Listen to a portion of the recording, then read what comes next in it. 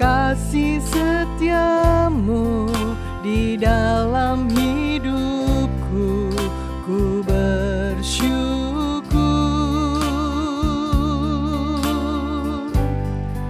ku bersyukur Bapa, ku bersyukur Tuhan, buat kasih setiamu di dalam hidupku, ku bersyukur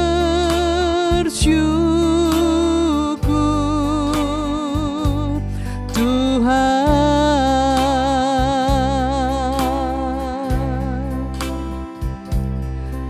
ku bersyukur, ku bersyukur,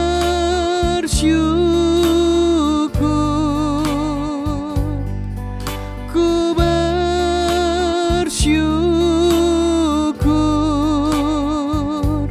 Tuhan. Terima kasih Tuhan atas cintamu, atas rahmatmu, atas berkatmu, atas anugerahmu, atas cintamu.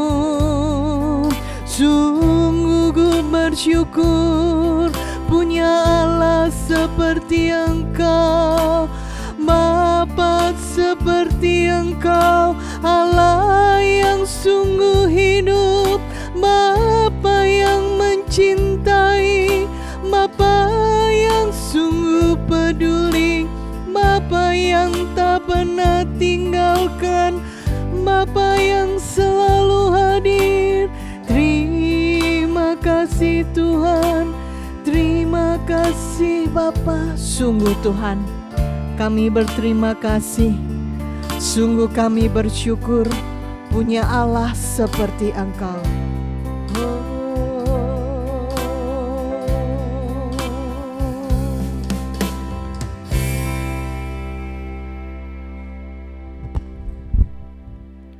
Shalom, kembali lagi 15 menit bersama Afila. Baik saudara terkasih, kita masuk ke bagian kedua. Bagaimana supaya saat kita pede, kita benar-benar gak cuma datang, pulang gak dapat apa-apa. Datang mukanya ditekuk, pulang mukanya juga tetap ditekuk. Datang hati gelisah, mood gak baik, beban berat, pulang juga tetap. Nah, di minggu yang pertama tadi kita sudah belajar dari urutan bagaimana kita datang, lalu bagaimana kita pujian penyembahan dari calling people, syukur, pujian, sampai penyembahan. Nah, sekarang apa yang harus kita lakukan pada saat penyembahan itu benar-benar udah, roh kita benar-benar bersatu dengan roh Allah. Kita memuji, kita menyembah. Nah, pada saat kita menyembah itu sudah jangan dipikir kita mau ngomong apa. Yang penting kita bersenandung aja. Ya, bersenandung kepada Tuhan, terus hanya bersenandung. Seperti ini misalnya.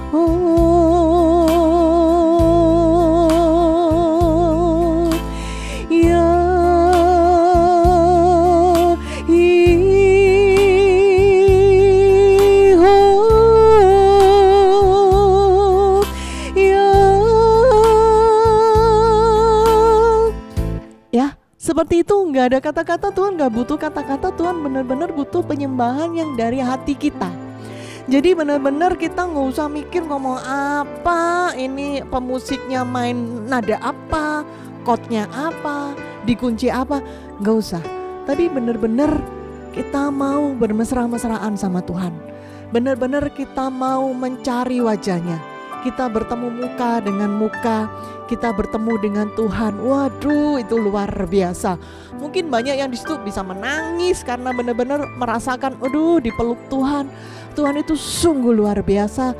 Tuhan sungguh hadir, Tuhan sungguh hidup, sehingga memeluk kita begitu, aduh, indahnya. Saudara terkasih, yang terutama dalam persoalan doa adalah benar-benar kita berjumpa dengan Tuhan. Kita mengalami bahwa Tuhan itu hidup. Kita mengalami bahwa Allah itu luar biasa. Bahwa kita punya Allah Bapa yang begitu mengasihi kita. Nah, saudara terkasih, pada saat kita datang ke PD, lalu pujian, penyembahan, sukacita dan sebagainya, itu nggak bisa kalau kita cuma seminggu sekali atau 2 minggu sekali kita melakukan itu.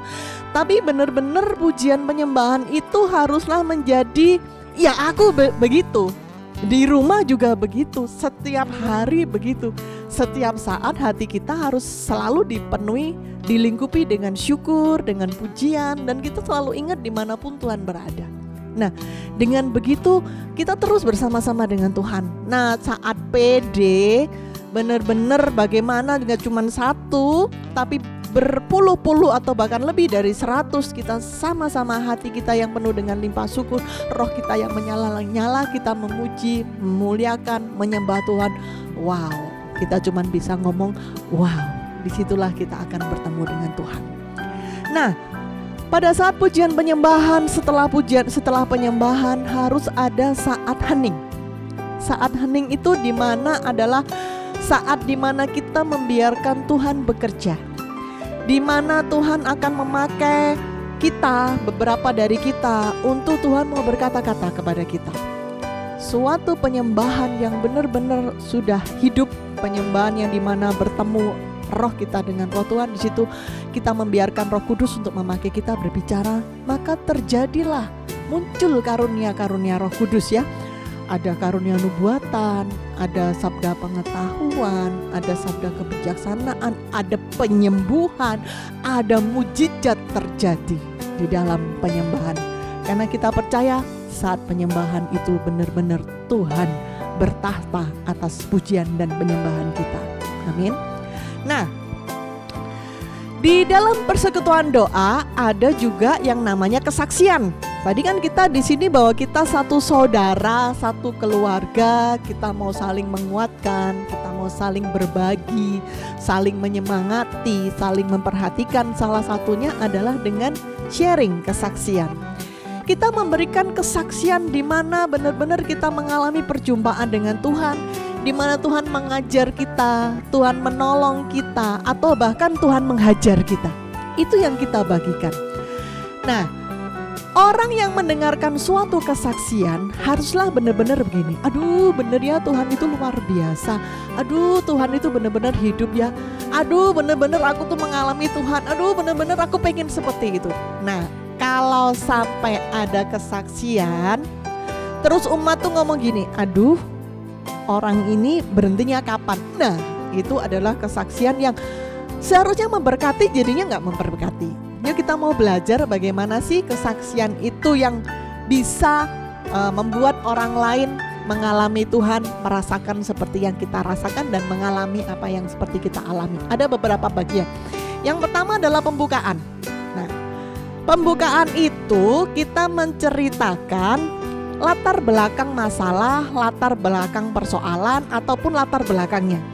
Nah, latar belakangnya nggak usah panjang-panjang, saudara.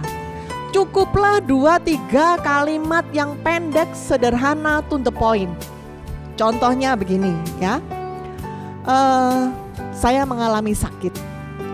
Sakit itu kalau dirasakan sangat mengganggu, dan setelah saya periksa beberapa lab dan beberapa pindah dokter spesialis, ternyata ditemukan bahwa ginjal saya diserang oleh antibodi saya. Nah, itu adalah latar belakang, cuman beberapa kalimat. Kita nggak usah cerita seperti ini. Saya sakit, bengkak, kepala saya pusing, ini semua sakit. Diceritain sakitnya, nggak bisa tidur, nggak bisa makan. Aduh, ini sakit, ini sakit. Ngomong sakit bisa 3 menit soal sakit. Lalu kita cerita bagaimana kita ke dokter, diperiksa ini, diperiksa itu, dokternya di alamat sekian, dokternya bilang begini, harus begini, minum obat begini, lab begini. Nah, itu kelamaan ya. Cukup bahwa kita sakit.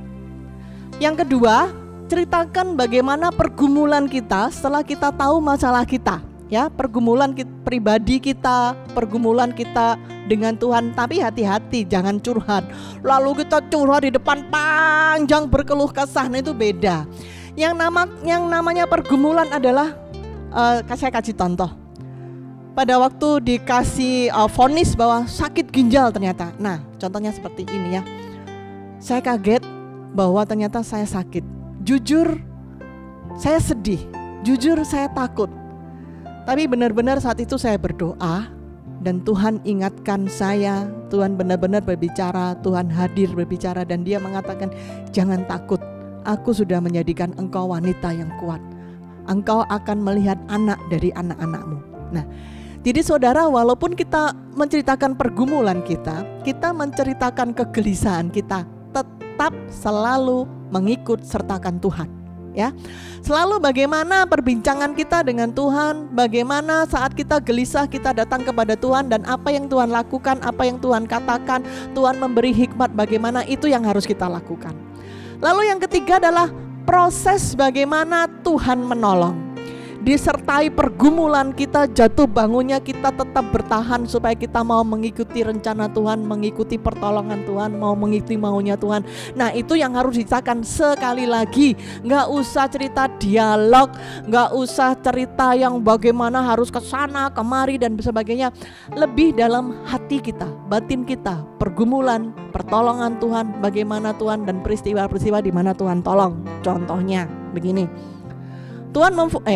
dokter memvonis bahwa kalau saya dikasih obat, kalau obat ini tidak bisa menolong saya, maka saya akan bisa gagal ginjal. Maka saya harus transplant ginjal. Itu lebih buruknya lagi. Pada saat dokter mengatakan begitu, saya benar-benar dikuatkan oleh Tuhan dan Tuhan benar-benar menopang saya penuh. Tuhan benar-benar berikan saya karunia, memberikan saya iman yang luar biasa. Dan waktu itu saya berkata, tidak, orang lain mungkin begitu, tapi itu tidak untuk saya, ya, karena benar-benar ngomongnya begitu, karena Tuhan yang kuatkan. Nah, jadi pada saat orang mendengar bagaimana Tuhan bisa memberikan kita iman, Tuhan bisa memberikan kita kekuatan, Tuhan menolong kita. Nah, itu orang juga bisa langsung, oh ya, kok bisa begitu ya, kok bisa begitu. Nah, yang terakhir adalah gongnya, yaitu puncaknya bagaimana pertolongan Tuhan. Ternyata Tuhan itu sungguh baik.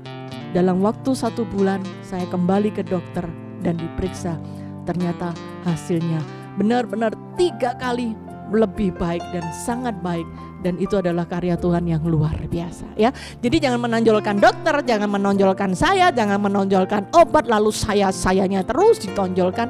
Tapi benar-benar setiap percakapan kita, setiap apa yang kita katakan selalu menonjolkan Tuhan, ya. Di PD juga ada persembahan. Nah, saudara terkasih, persembahan ini jangan mikir bahwa aduh persembahan ini untuk PD, untuk tim. No, persembahan yang kita terima itu 100% dipakai oleh PD, dikembalikan untuk seluruh yang hadir. Dana dipergunakan. Kita memberi dengan sukacita karena Tuhan sudah lebih dahulu memberi kita. Karena Tuhan sudah memberi kita, sudah memberkati kita, maka berkat yang kita terima itu kita kembalikan untuk Tuhan. Kita kembalikan untuk kemuliaan Tuhan. Jangan pernah berpikir bahwa kita memberi, oh nanti Tuhan akan balikin 10 kali lipat. Jangan dibalik, ya, jangan dibalik. Tuhan memberkati kita, itu bagian Tuhan. Bagian kita adalah memberikan apa yang Tuhan sudah berikan kepada kita dan dikembalikan untuk kemuliaan Tuhan, ya. Amin. Jadi kita harus memberi dengan sukacita, jangan mengharap. Memberi dengan sukacita adalah memberi yang tidak mengharap. Apakah mau dikembalikan? Oh, sangat mau. Tapi jangan dibalik paradigmanya, ya. Bisa diterima, ya. Oke. Nah, semoga dengan hal ini kita semua bisa datang ke PD dengan sukacita. Kita semua bisa menjadi satu keluarga, bahwa kita saling berbagi, saling memberi, saling memperhatikan, dan kita bisa bersama-sama memuji dan menyembah Tuhan.